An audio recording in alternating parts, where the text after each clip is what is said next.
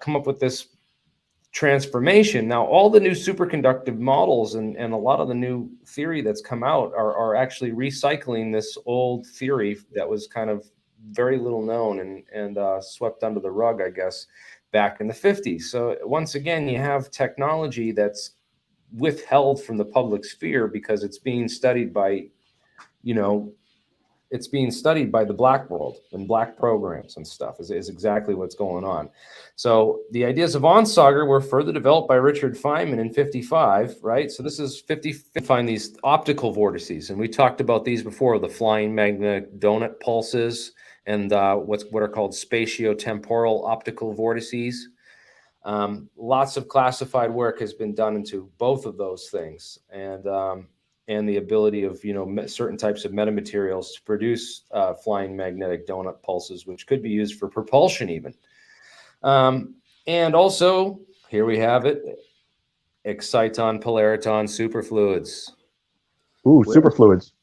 Yeah, so here we have all this stuff. It's kind of opened up some windows into the past with me as far as, what were they looking into and what was what's been sort of classified for all these That's years. something that's also it's new to my understanding, but apparently part of my South Pole experience that I wasn't even aware of at the time. So this is why I call myself deciphering my experience, because there's a lot of stuff. Yeah, so that lighthouse picture right there, just to the due east side of that lighthouse, there's a large white building. If you pull up other images of the Montauk Lighthouse, they totally just cropped that picture to not show you the building that's to the left of that lighthouse. There's a large white rectangular building next to the white. There you go. See that white building that stands further east on Long Island than the lighthouse? I wish I could get a high-def picture of it. That's a military facility. People don't know about this stuff.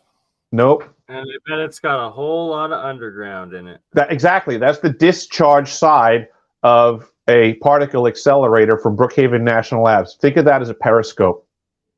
Underground, it gets to the bottom of the building, and then it goes up 90 degrees, and then before it hits out the top, it inverts 90 degrees again, and then you'll see the windows have about a 270-degree swath. You're looking at the barrel of a particle accelerator. What do? They blast ships with particles? I mean, what are they doing with this thing, man? Exactly. These are the questions that we need to answer. But back to superfluids in the South Pole Station. So part of the science down there is they have helium chilled, 500,000 gallons of helium stored at 4 degrees Kelvin. And we're told that they're using it on the South Pole telescope along the focal plane. They apply it, and then they reduce the temperature down to 0.25 degrees Kelvin, which is 1/4 of a degree above absolute freezing. This is what I was told when I was there. These are the systems that I worked on directly. And it wasn't until I left there many years later that I learned the term superfluid.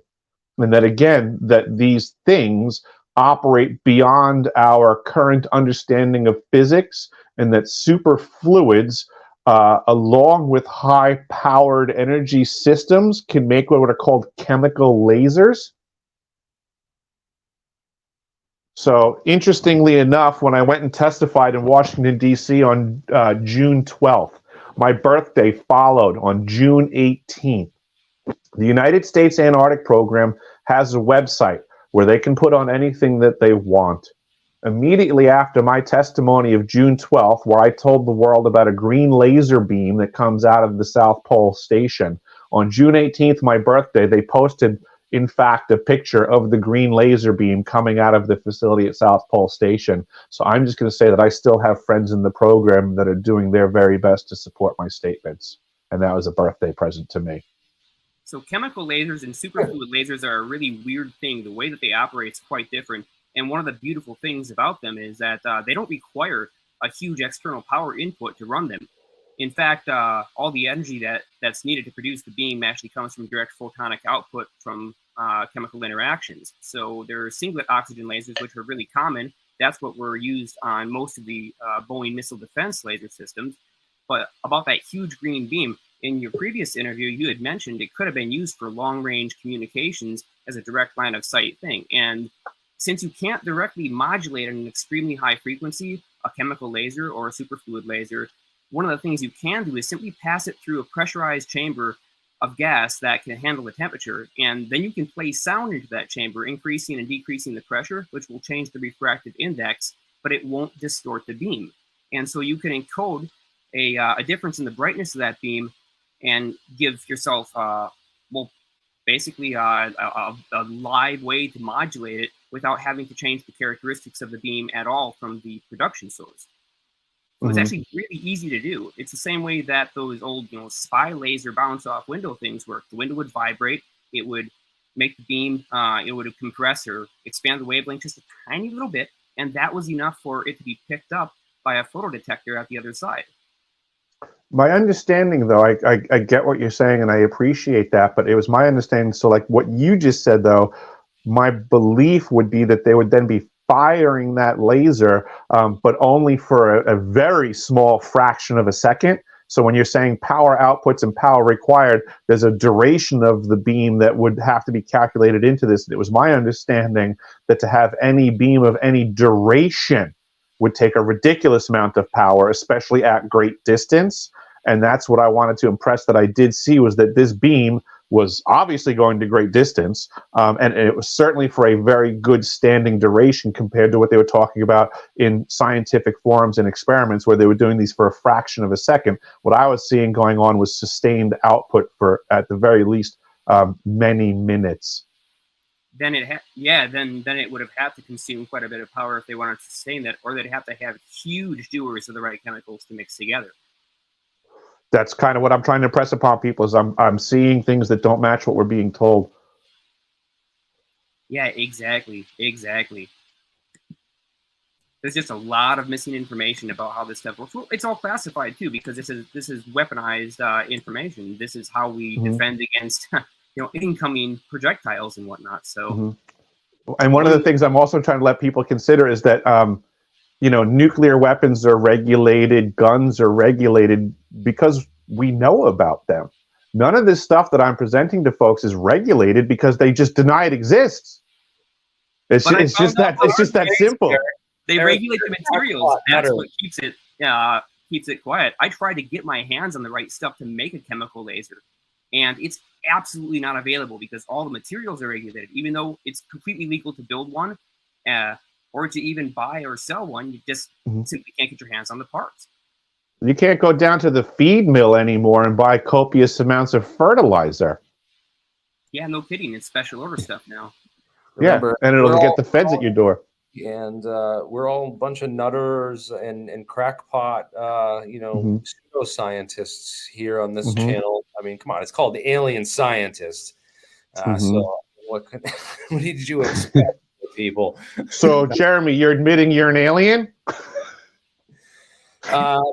He's a scientist of things that might actually. No, good point to bring up. And I just sent the link back. I've got to Mike from Alien Artifacts, who's going to join in quickly. I just found him on TikTok the other day. He's got over 400 of these Mexican artifacts that are these elongated skull carvings with like DNA stuff in them. Lots of them are phosphorescent. He's trying to find labs to actually get them tested. The supposed one place that would actually touch them came back with over 10,000 years old, with some of like the resins and stuff, but most of the mainstream won't touch them.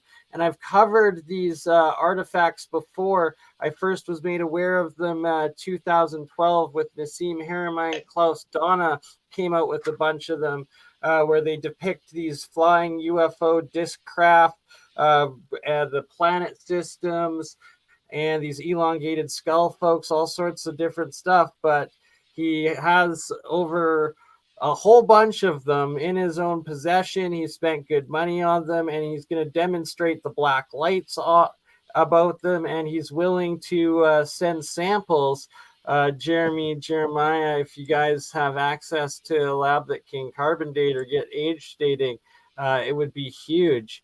I believe that would yeah. probably be Michael Perone who would have access to that, and he's one of our group members. So if it, I'll talk to Michael. I'll try to get him on the next stream here. When I'm going to be going live again, I'm gonna have to jump off here because I want to take a break before I get some stuff ready before my next stream. No worries, Jeremy. We go, can end it on your channel if you want, but keep it going on mine, as there's over 620 people watching totally across the YouTubes, and then over another 700 on the 2 Rumbles that we're streaming to right now as well. So, Jeremy, before you go, actually, just hang around for this quick explanation, because I'm going to tell you guys how you could build your own voice-to-skull technology with a part that you can find in your kitchen.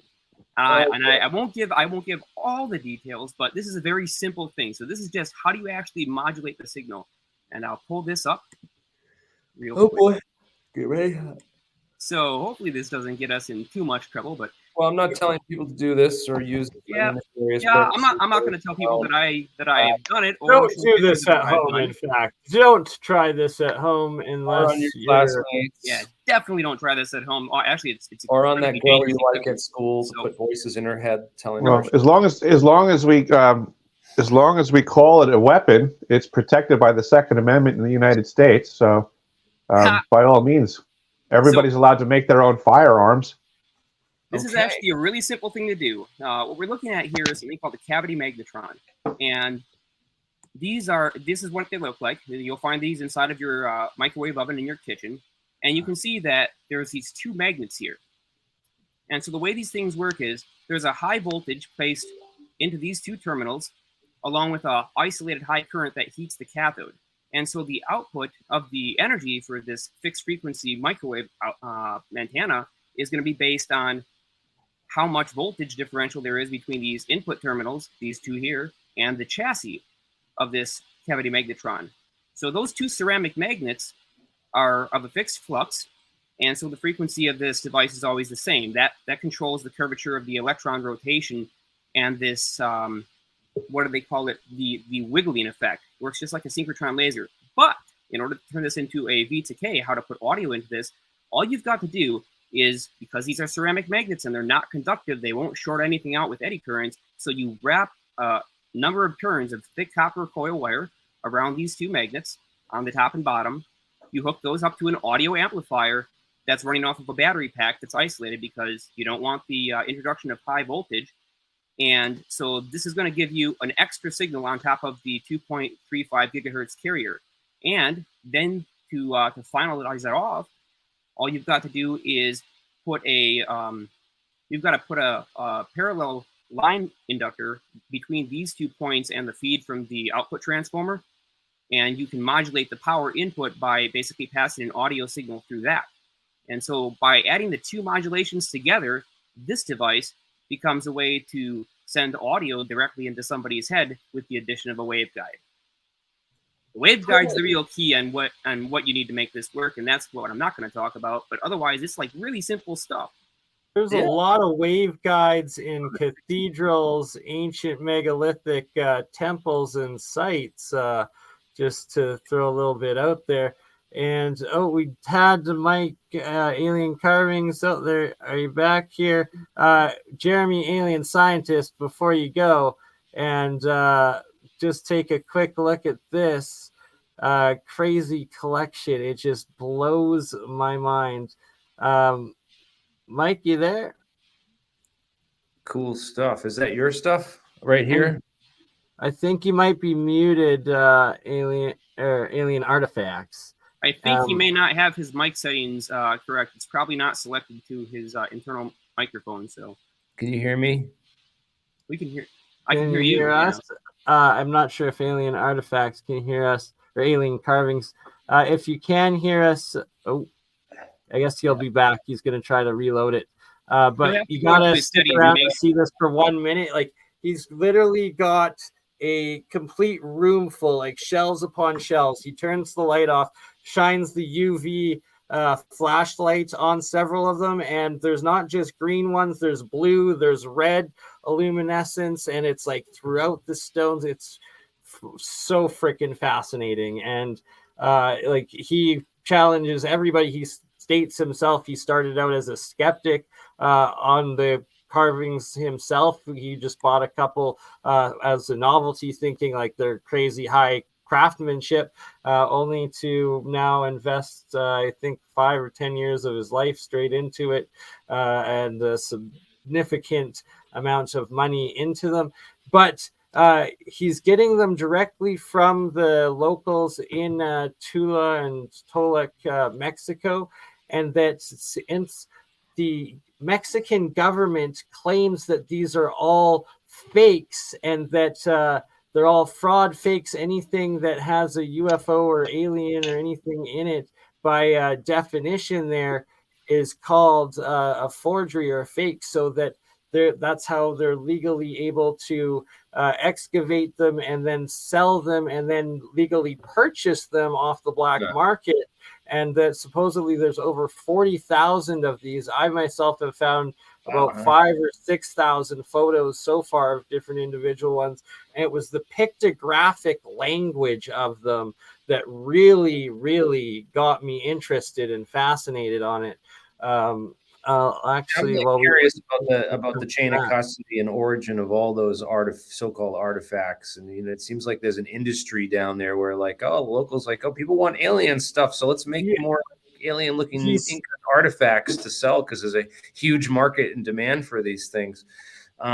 Is there any proof that any of these came from like legitimate, Mayan? So he's interviewed several of the people. He goes down there himself to Mexico. He states that he's obviously bought in several that are fakes, but then the majority that he believes are real, and shows the differences between them.